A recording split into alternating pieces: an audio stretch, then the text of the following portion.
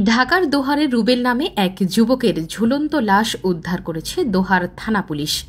সোমবার দুপুরে উপজেলার মাহমুদপুর ইউনিয়ন পরিষদ এলাকায় এ ঘটনা ঘটে। নিহত রুবেল ওই গ্রামের মৃত ইউনুসের ছেলে।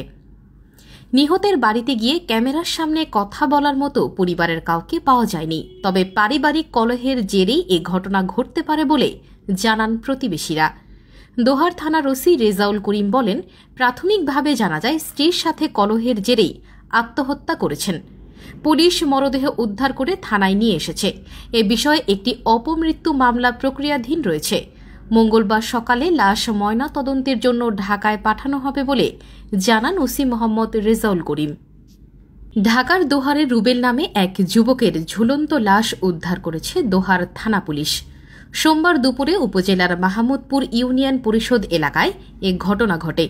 নিহত রুবেল ওই গ্রামের মৃত ইউনুসের ছেলে।